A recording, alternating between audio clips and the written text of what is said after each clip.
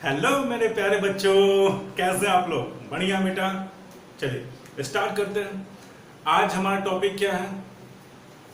Pure matter का classification. Pure matter हमने दो भागों में बांटा था। पिछले क्लास में हमने देखा था कि pure matter is a two types, element and compound. Element और कंपाउंड होते क्या हैं, पिछले वीडियो में मैंने बताया था। ठीक है बेटा।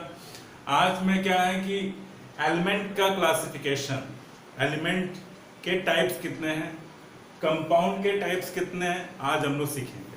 ठीक है बेटा। तो थोड़ा सा हमको पता है कि एलिमेंट है क्या। तो एलिमेंट हमको कहते हैं group of a similar atom is known as the element. Compound क्या है? The two different types of element chemically combined called compound. Clear है? अब हमने क्या किया कि एलिमेंट को तीन भागों में क्लासिफाई किया। चूंकि किसमें हमको क्लासिफाई करना है, किस बेसिस पे करना है, तो चूंकि हम लोग केमिकल क्लासिफिकेशन पढ़ रहे हैं, तो केमिकल के बेसिस पे हमें मेटल एलिमेंट को हमको क्या करना है, क्लासिफाई करना है। तो एलिमेंट को क्लासिफाई किया गया तीन टर्म में, metal, non metal and metalloids. Metal, non metal and metalloids. And again metal क्या है, नॉन मेटल्स क्या है एंड मेटलॉइड्स क्या है, इसको भी हम लोग डिफाइन करेंगे on the basis of a chemical classification. Chemically इसको हम लोग डिफाइन करेंगे। तो व्हाट इज द मेटल्स? ऐसे एलिमेंट जिनके एटम्स अपने में से इलेक्ट्रॉन को लॉस करते हैं। ऐसे एलिमेंट जिनके एटम अपने आउटर मोस्ट में से या अपने एटम में से क्या निकालते हैं, इलेक्ट्रॉन्स को रिलीज करते हैं। क्यों रिलीज करते हैं? तो for stability, gaining of A lowest energy level. ये हम लोग डिस्कस करेंगे क्लास 11th में केमिकल बॉन्डिंग में, या फिर क्लास 10th में भी केमिकल बॉन्डिंग हम लोग पढ़ेंगे, उसमें हम लोग डील कर देंगे क्या कि स्टेबिलिटी क्यों चाहिए। बस ये समझ जाना कि जो हमारे गार्जियंस हैं, जो हमारे पेरेंट्स हैं, आपके पेरेंट्स वो स्टेबल हैं। स्टेबल है क्यों? ऑक्यूपेशन है उनका, कुछ नौकरी है उनका, कुछ बिजनेस करते हैं, व्यवसाय करते हैं, स्टेबल है। आपके बड़े भैया हैं, जो आपके जो पड़ोसी हैं, वो सब क्या है, लोग वो भी अपने अपने पैरों पर खड़े हैं, स्टेबिलिटी है, स्टेबल है। नौकरी पेशा लोग, ठीक है ना। यानी कि जिसके लिए वो अपनी स्टडी कर रहे थे, जिसके लिए वो एक जा रहे थे, मतलब कि एक टारगेट था उनको टारगेट मिल चुका है। जिनको टारगेट मिल चुका, उनको क्या है, आपका टारगेट क्या है? आपका टारगेट जो भी आप सोचना चाहते हो कि मैं बड़ा होकर क्या बनूंगा, जो एज ए यूज, अगर वो आपको टारगेट मिल जाए तो उसके बाद आप क्या है, स्टेबल है। ठीक उसी तरह एटम्स का भी स्टेबिलिटी होता है अगर वो अपने टारगेट को मिल जाए तो उनका टारगेट क्या है कि अगर किसी एलिमेंट, जैसे हमको पता है ना, जैसे मान लो सपोज दैट सोडियम है, सोडियम है, और सोडियम का जो एटॉमिक नंबर वो क्या होता है 11, मास नंबर क्या होता है 23। ठीक है बेटा। अब यहाँ पर इसको हम ड्रॉ करते हैं क्लास 9 के बेस के आधार पर। न्यूक्लियस अगर ये है, न्यूक्लियस हम इसको मान लीजिए प्रोटॉन न्यूट्रॉन है, और इसके चारों तरफ ये एक शेल है। ठीक है, ये शेल है, और इस सेल में आपको पता है सबसे भीतर वाले में 2, उसके बाहर में 8 इलेक्ट्रॉन्स रहते हैं मैक्सिमम। 2, 2, 4, 2, 8 हो गया। यानी कि मैक्सिमम कितने होते हैं, 8 इलेक्ट्रॉन सेकंड सेल में, फर्स्ट सेल में सेकंड सेल में 8, और मैक्सिमम थर्ड में 18। ये हम लोग पढ़े तो मैजिक नंबर में, नहीं पढ़े तो फिर हम लोग क्लियर करेंगे। तो यहाँ पर एक लास्ट देखो 2, पहले सेल में 2, दूसरे सेल में 8, एंड तीसरे सेल में कितना बचा 11, 1। ठीक है ना, क्योंकि जो प्रोटॉन है यहाँ पे 11 लिखा है एटॉमिक नंबर। एटॉमिक नंबर बराबर क्या होता है बेटा? एटॉमिक नंबर यू नो, आप जानते हो एटॉमिक नंबर बराबर क्या होता है, नंबर ऑफ प्रोटॉन, ठीक है, प्लस और equal to number of electron.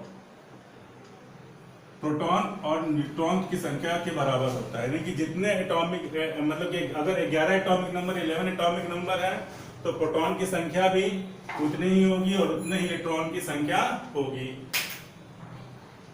ठीक है, तो यहां पर सोडियम का एटॉमिक नंबर कितना है 11, तो इलेक्ट्रॉन भी कितने होंगे 11। ठीक है, नंबर ऑफ प्रोटॉन ये पॉजिटिव होते हैं और ये क्या होते हैं, इलेक्ट्रॉन नेगेटिव होते हैं। तो यहाँ पर अगर सोडियम के एटॉमिक नंबर 11 है तो प्रोटॉन कितना होगा +11, इलेक्ट्रॉन कितना होगा -11। तो यहाँ पर इलेक्ट्रॉन है इलेक्ट्रॉनिक कॉन्फ़िगरेशन मिल दिया 281।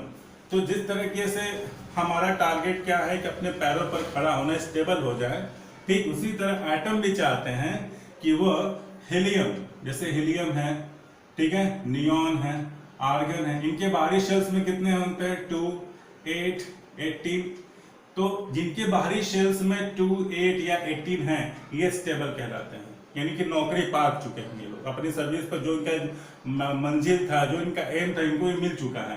यानी कि ऐसे एटम्स ये हो गए, तुम्हारे पापा हो गए, ये अंकल हो गए, ये बड़े भैया हो गए, जिन्होंने अपने अपने पैरों पर अपने मंजिल्स को क्या कर लिया, प्राप्त कर लिया, तो स्टेबल हो गए। लेकिन जो तुम छोटे हो, जैसे मान लो सोडियम है, ये मान लो तुम हो, अभी तुम क्या कर रहे हो, ये किताब लेकर के पढ़ रहे हो ताकि मैं भी अपने इन पापा या अंकल या भैया की तरह, बड़े भैया की तरह हो जाऊं, ठीक है। तो ये समझ लो क्या है, ये आपके गार्जियन हो गए, और ये जो तुम आप स्टडी कर रहे हो उस एम को पाने के लिए वो क्या हो जाएंगे आपके बेटा, आपके क्या हो जाएंगे, अनस्टेबल। क्या हो जाएंगे, अनस्टेबल। आप अभी अनस्टेबल हो, अभी स्टडी की ओर बढ़ रहे हो, अपने एम की ओर बढ़ रहे हो, और ये क्या है, स्टेबल हो चुके हैं। यानी कि आपके जो गार्जियंस है, जो आपके गार्जियंस है वो स्टेबल, और आप अभी क्या हो, अनस्टेबल, अभी बढ़ रहे होंगे। तो अनस्टेबिलिटी यानी कि अगर देखो इनके बाहरी शेल में कितने इलेक्ट्रॉन है, 281, कितने बेटा, 281। तो अब जा सोचो, अगर इसमें से एक इलेक्ट्रॉन निकल जाए तो ये स्टेबल हो जाएगा कि नहीं, स्टेबल हो जाएगा। तो ठीक उसी तरह इसने क्या किया, सोडियम ने अपना इलेक्ट्रॉन बाहर निकाल दिया, वैसे ही अपने में से क्या कर दिया, इलेक्ट्रॉन रिमूव, ठीक है ना। ये इलेक्ट्रॉन अपने में से निकाल के इस पर क्या गया, प्लस। अब इस पर प्लस ही क्यों आया, माइनस क्यों आया, इसको हम अगले वीडियो में बताएंगे। अभी मेरा बस डिस्कशन क्या है बेटा, मेटल है क्या बता रहा है, ठीक है ना। बस एक बार जान लो कि अगर जितने भी इलेक्ट्रॉन है, जितने प्रोटॉन है, मान लो एटॉमिक नंबर 11 है तो प्रोटॉन कितना होगा 11, न्यूट्रॉन इलेक्ट्रॉन कितना होगा -11, ठीक है। तो नेट चार्ज बताओ इस पर कितना है, 0। और अगर इसमें से एक इलेक्ट्रॉन हम निकाल दें तो कितना बचा, 10। तो नेट चार्ज बताओ कितना होगा, +1। बस यही है। अगर क्योंकि जो भी निकल रहे इलेक्ट्रॉन ही तो निकल रहे हैं, अगर इलेक्ट्रॉन निकलता जाएगा तो इस पर किसकी संख्या ज्यादा बढ़ जाएगा, किसका नंबर ज्यादा, दोनों में से 11 प्रोटॉन का कितने टर्म में ज्यादा है, तो +1 चार्ज में। इसलिए इस पर क्या मैंने लिख दिया, जिसकी संख्या ज्यादा रहती है उसका वो चार्ज हम लोग लिख देते हैं प्लस। क्लियर है, चलो बात समझ में आ रहा है, देख ले एक बार। तो after losing of electron by the sodium, it becomes the stability is the electronic configuration is 2,8 and it becomes stable, ठीक है ना। But in the ionic form है, ये आयनिक फॉर्म है ये, लेकिन अभी ये पढ़ेंगे हम लोग, स्टेबल ला करके ये आयन के फॉर्म में स्टेबल हो गए, लेकिन एग्जिस्ट नहीं करेंगे फ्री स्पेस में, ऐसे नहीं। बस हमारा ये मकसद है बताने का कि ऐसे एलिमेंट जिनके एटम जो होते हैं अपने इलेक्ट्रॉन को लॉस कर देते हैं for the stability is known as the metals. बस ये है, एग्जांपल समझ में आया। उसी तरह मैग्नीशियम भी है, मैग्नीशियम के एटॉमिक नंबर कितना होता है 12, 24 हो गया इसका एटॉमिक मास, तो क्या हो जाएगा, सिंपल सा है, इसका कितना होता है 2,8, और इसमें 1 था तो यहाँ पर 2 हो जाएगा। ये 2 इलेक्ट्रॉन क्या करता है, रिमूव कर देता है, रिमूव कर देगा तो क्या हो जाएगा Mg+2 और +2 इलेक्ट्रॉन। +2 क्यों लिखे हैं कि अगर मान लो एटॉमिक नंबर अगर 12 है, क्योंकि एटॉमिक नंबर 12 है मैग्नीशियम का, तो प्रोटॉन कितना हो जाएगा 12, इलेक्ट्रॉन भी कितना हो जाएगा 12। नेट चार्ज अभी बताओ कितना है किसी एटम में, किसी एटम में नेट चार्ज अभी कितना है न्यूट्रल स्टेट में, 0, ठीक है। और अगर उसमें से 2 इलेक्ट्रॉन हम लोग निकाल दें, 2 इलेक्ट्रॉन हम निकाल दें तो कितना हो जाएगा 10। अब बताओ नेट चार्ज कितना हुआ +2। तो after removing 2 electrons the atoms become an ionic form, the neutral atom become an ionic form. It has a contain a positive charge because it remove the 2 electrons, तो 2,8 और ये 2 इलेक्ट्रॉन निकाला हुआ है। Clear है, तो those element with loss of the electron is known as the metals। Clear है, screenshot ले लो, मिटाने वाले हैं उसको। ले लिया स्क्रीनशॉट, क्लियर है। अब हम नॉन मेटल की ओर बढ़ते हैं। बोलो हाँ, आगे बढ़ूं? चलो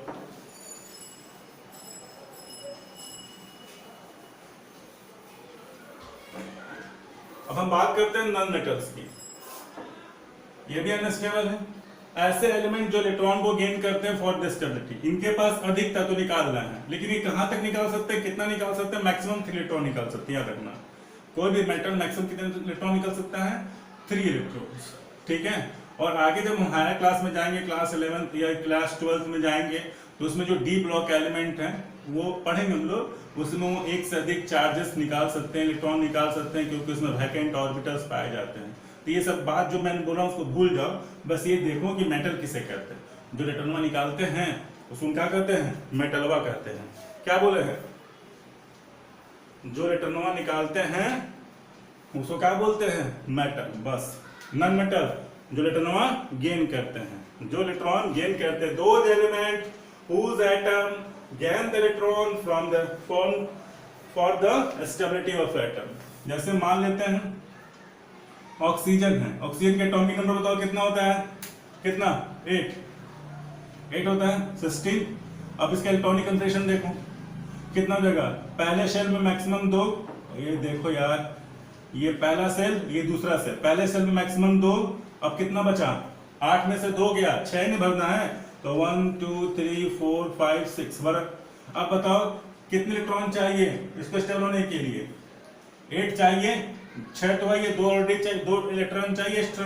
तो मान लेते हैं अगर इसने बाहर से, अगर बाहर से कोई दूसरा एटम इसको बाहर से कोई 2 इलेक्ट्रॉन दे दिया, बाहर से जब इसको कोई 2 इलेक्ट्रॉन दे दिया तो इस पर क्या हो जाएगा? हम क्या लिख रहे हैं? O minus minus, O minus minus, और इस पर कितना हो जाएगा?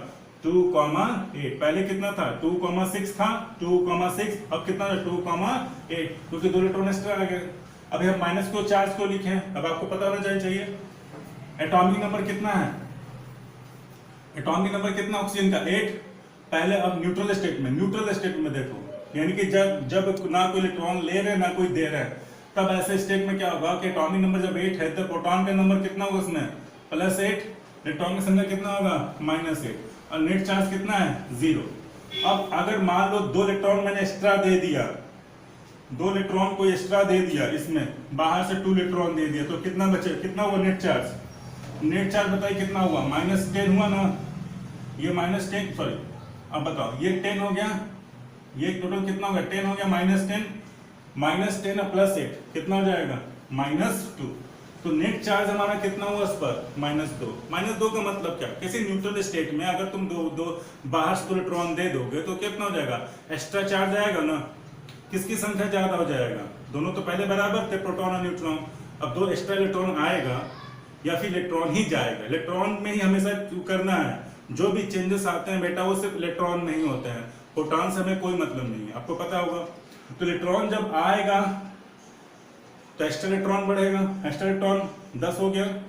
और किसकी संख्या ज्यादा है? दोनों में से पॉजिटिव या निगेटिव से किसकी संख्या ज्यादा है? किसका नंबर ज्यादा है? इलेक्ट्रॉन का। कितने टर्म में ज्यादा है? -2 टर्म में, इसलिए कितना लिख दिए? -2 और O के पावर -2। उसी तरह से क्या हो जाएगा नाइट्रोजन का? 2, कितना? अरे बोलो यार, 5 है। कितने इलेक्ट्रॉन चाहिए कि इसको स्पॉटेड पूरा हो जाए? नाइट्रोजन को कितने इलेक्ट्रॉन चाहिए? एटॉमिक नंबर कितना होता है? 7, 2, 5। कितने इलेक्ट्रॉन चाहिए कि अब नॉटेड पूरा कर ले? 3 इलेक्ट्रॉन चाहिए। तो अगर इसको कोई बाहर से कोई दानवीर कर्ण यहां से बाहर से कोई इनको दे देते हैं, कोई 3 इलेक्ट्रॉन कोई दे दिया, देने वाला कौन है? मेटल ही ना। मेटल ही लूज करता है इलेक्ट्रॉन, मेटल ही इलेक्ट्रॉन लूज करता है, ठीक है। मेटल ही इलेक्ट्रॉन लूज करता है, तो मेटल ही कोई दिया होगा बाहर से। तो अगर सपोज दैट अगर इनको कोई बाहर से कोई 2-3 इलेक्ट्रॉन को कोई दे देता है बेटा, तो क्या हो जाएगा? नाइट्रोजन पर कितने इलेक्ट्रॉन आ गए? पहले कितने चार्ज थे? बताओ नाइट्रोजन पर। पहले एटम पे न्यूट्रल स्टेट कितना था? 7। प्रोटॉन कितना? +7। इलेक्ट्रॉन कितना? -7। Net charge 0। 3 इलेक्ट्रॉन एक्स्ट्रा आ गए, तो ये कितना हो जाएगा? 10। अब नेट चार्ज बताओ कितना हो जाएगा? -3। क्योंकि किसकी संख्या ज्यादा है, किसकी संख्या ज्यादा है, 10 की -10 की कितने टर्म में ज्यादा है, -3 टर्म में। तो यहाँ पे कितना हो जाएगा बेटा, -3 टर्म, 2,8। क्लियर है। इस प्रकार से ऐसे एलिमेंट अपना ऑक्टेट पूरा करने के लिए, स्टेबिलिटी के लिए या लोवेस्ट एनर्जी फॉर्म के लिए, लोवेस्ट एनर्जी फॉर्म मतलब क्या हुआ, जितनी बड़ी नौकरी उतना आराम। अरे सिंपल हमको समझना है, ठीक है ना। तो यहाँ पर देखिए ध्यान से, तो यहाँ पर कोई भी चाहता है कि मेरी एनर्जी बिल्कुल लोवेस्ट फॉर्म में रहे, इसलिए स्टेबल चाहता है, ठीक है। तो यहाँ पर हमको बस ये कहना है कि जौन एलिमेंटवा इलेक्ट्रॉनवा को ग्रहण करता है उसी को हम क्या कहते हैं, नॉन मेटल। बस इतना ही कहना बेटा। एग्जाम्पल बस देख लो, ऑक्सीजन, नाइट्रोजन, फ्लोरीन, ठीक है ना। फ्लोरीन का तुम बनाना, फ्लोरीन का टॉपिक नंबर कितना होता है, 9, और तुम बनाना आगे क्या होता है, कितने इलेक्ट्रॉन चाहिए। क्लियर है। अब हम बात करते हैं, स्क्रीनशॉट ले लो, स्क्रीनशॉट ले लो नॉन मेटल्स का। अब हम बात करते हैं बेटा, कौन चीज का बात करें, मेटलॉइड ना, यही ना बचा, बोलो हाँ या ना। ठीक है, इसको भी मिटाइए दे, ये अंकल आंटी को मिटा दे, अंकल जी को मिटा देना। चलो हो गया। मेटलॉइड्स ऐसे एलिमेंट जो दोनों काम कर सकते, इलेक्ट्रॉन ले भी सकते हैं और दे भी सकते हैं। ये क्लास 10th में एक क्वेश्चन है कि कार्बन को छोड़ करके, जैसे सिलेनियम हुआ, जर्मेनियम हुआ, आर्सेनिक हुआ, इलेक्ट्रॉन को ले भी सकते हैं और दे भी सकते हैं, कार्बन नहीं कर सकता है। कार्बन कैन नॉट डोनेट या लॉस और गेन द इलेक्ट्रॉन, ठीक है ना। तो इसका एक रीजन है, पढ़ाएंगे तो और थोड़ा लंबा हो जाएगा उसके लिए, तो हम लोग उसको डील करेंगे। बस कार्बन को छोड़ करके सिलेनियम है, चाहे जर्मेनियम है, आर्सेनिक है, ये तीनों ही मेटलॉइड की तरह भांति काम करते हैं। यानी कि इलेक्ट्रॉन को, जैसे सिलेनियम या आर्सेनिक ही है, ये आर्सेनिक या सिलेनियम सिलिकॉन भी है। सिलिकॉन मतलब क्या हुआ हो, कार्बन, सी सन, ये कार्बन ग्रुप है, ये कार्बन फैमिली है। कार्बन फैमिली मतलब ये जो ग्रुप आते हैं ग्रुप में, पीरियोडिक टेबल के ग्रुप में, सिलेनियम, जर्मेनियम और स्कैनस, ये तीनों जो होते हैं ये आपका मेटलॉइड्स टर्म में आते हैं, ठीक है ना। मोस्टली सिलेनियम और जर्मेनियम, ठीक है। तो इनकी प्रॉपर्टी क्या है कि जो जैसे सिलिकॉन है, जो सिलिकॉन है, सिलिनियम नहीं बेटा, सिलिकॉन, जो सिलिकॉन है बेटा, उनका एटॉमिक नंबर कितना होता है, 14। तो 14 होता है सिलिकॉन का, 14, तो कितना हो जाएगा, 2,8,4। अब कितने इलेक्ट्रॉन चाहिए, कितने इलेक्ट्रॉन चाहिए बताओ, 4 इलेक्ट्रॉन चाहिए ना। तो इनके पास प्रॉपर्टी होती है कि 4 इलेक्ट्रॉन ले भी सकते हैं और निकाल भी सकते हैं।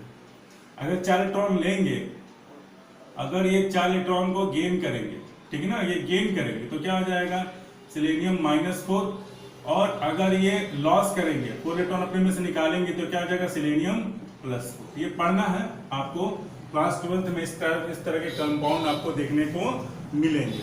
अभी तो हम लोग क्लास 10th में से कंपाउंड हमको नहीं देखने को मिलेंगे, लेकिन क्लास 12th में पी ब्लॉक में हमको देखने को मिलेंगे, ठीक है।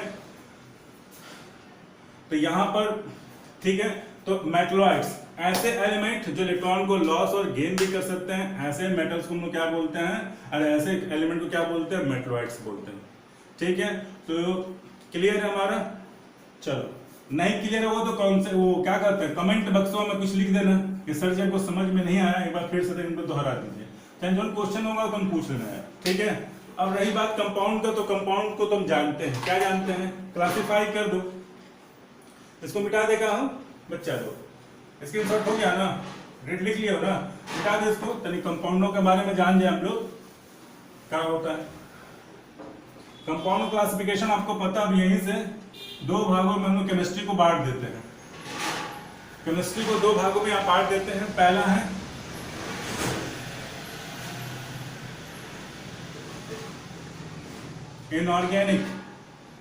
इनऑर्गेनिक कंपाउंड,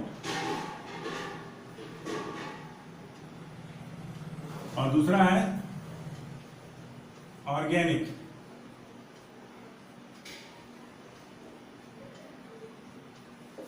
और इनऑर्गेनिक कंपाउंड और ऑर्गेनिक कंपाउंड कभी सुने तो ही हो इसको बहुत बार, क्या होता है, ठीक है बेटा। तो इनऑर्गेनिक कंपाउंड और ऑर्गेनिक कंपाउंड में बांटा गया है। तो कंपाउंड को on the basis of source, ठीक है, इनको दो भागों में बेटा क्लासिफाई किया गया है। पहला इनऑर्गेनिक, ऐसे सोर्स जो नॉन लिविंग थिंग से प्राप्त हो, जो नॉन लिविंग थिंग से प्राप्त हो तो उसे हम इनऑर्गेनिक कहते हैं। जैसे वाटर हो गया, मार्बल्स हो गया, लाइम हो गया, ये सब जितने भी हैं वो सब क्या, सिलिका हो गया, ये सब इनऑर्गेनिक है क्योंकि ये सब नॉन लिविंग है, ठीक है। बट ऑर्गेनिक कंपाउंड में बेटा पहले ये मान्यता थी कि जो हमारे ह्यूमन बॉडी में चाहे एनिमल्स हो चाहे प्लांट हैं, जो भी उनमें मैटर्स बनते हैं, जो भी कंपाउंड्स बनते हैं, वह दैविक शक्ति के द्वारा बनती हैं, ठीक है, वाइटल फोर्स थ्योरी, यानी कि उसे हम लैब में नहीं बना सकते हैं। लेकिन जैसे वह कौन सा मैटर, जैसे प्रोटीन है, फैट है, ठीक है ना, नाइट्रोजन बेसिस जो भी है, न्यूक्लियोटाइड्स, डीएनए, ये सब जितने भी हैं जो शरीर में बनते हैं, लिपिड, फैट, ये सब बोला गया था। पहले ये थ्योरी थी कि ये इसे लैब में नहीं बना सकते और ये दैविक शक्ति के द्वारा बनता है, ठीक है। लेकिन एक फ्रेडरिक होलर वैज्ञानिक थे, उन्होंने एक इनऑर्गेनिक कंपाउंड जिसका नाम था अमोनियम साइनेट, जब उन्होंने उसको गर्म किया तो उन्होंने एक ह्यूमन एक्सट्रैक्ट प्राप्त किया जिसका नाम है यूरिया, और यूरिया ह्यूमन एक्सट्रैक्ट होता है और ये लिविंग थिंग का सोर्स है। इसका मतलब ये हुआ कि हम नॉन लिविंग थिंग्स से भी हम लिविंग थिंग्स यानी कि लिविंग मैटर बना सकते हैं। तो उसके बाद ऑर्गेनिक कंपाउंड, पहले यही था कि ऑर्गेनिक कंपाउंड आर दो sources which obtain from the living sources जो प्राप्त होते हैं उसे हम ऑर्गेनिक कंपाउंड। लेकिन फ्रेडरिक होलर के रिसर्च के बाद ये पता चल गया कि हम नॉन लिविंग थिंग से भी हम ऑर्गेनिक मैटर प्राप्त कर सकते हैं, यानी कि लिविंग मैटर प्राप्त कर सकते हैं। तो यहाँ पर हमारा क्या हो जाएगा, दो सोर्सेस which obtained from या those compound which obtained from living and non-living sources is known as the organic compound। तो इसमें मोस्टली कौन आते हैं, कार्बन कंपाउंड्स आते हैं, ह्यूज कार्बन कंपाउंड्स, ठीक है ना, जो आपका एक बैकबोन होता है किसी भी लिविंग थिंग्स का, ठीक है ना। तो अब अगले क्लास में बेटा क्या सीखेंगे, अगले क्लास में हम लोग सीखेंगे कि existence of molecule in nature, molecules nature में कैसे एग्जिस्ट कर सकते हैं, आयंस क्या होते हैं, और साथ साथ में जब केमिकल इक्वेशन जब हम बोलेंगे calcium phosphate reacts with potassium cyanate, potassium nitrate, तब क्या बनता है, कैसे लिख कर दिखाओ, उसको लिखना हमको। तो अगर हमको हिंदी पढ़ना है तो हिंदी की अगर मात्राएं नहीं पता है, लिखना ही नहीं पता कि है कैसे लिखेंगे। जैसे छोटे बच्चे हैं LKG UKG वाले, उनसे पूछूंगा कि अगर बढ़िया से सेंटेंस लिख के दिखा दो हिंदी का, मात्रा नहीं पता है। उसी तरह केमिस्ट्री भी है, केमिस्ट्री में भी अगर आप इक्वेशन आप नहीं जानते हो, सारे कंपाउंड का दिमाग में फार्मूला, वैलेंसी, सिंबल नहीं जानते हो और लिखने का तरीका क्या है कि इक्वेशन का, तो हमारा केमिस्ट्री पर पढ़ना बेकार है। तो अगले वीडियो में हम लोग यही सब क्लियर करेंगे बेटा, ठीक है बेटा। तो इसको क्लियर करो अच्छे से, कोई प्रॉब्लम होगा कमेंट बॉक्स में लिख देना, हमको यहाँ प्रॉब्लम आ रहा है, यहाँ पे इस सेगमेंट पर, इस पॉइंट पर, इस टाइम पर प्रॉब्लम आ रहा है, मैं उसको सोल्यूशन दे दूंगा, ठीक है, क्लियर है। चलो ठीक है, बाय बाय, मन से पढ़ना इसको, बढ़िया से पढ़ना बेटा इसको, बाय।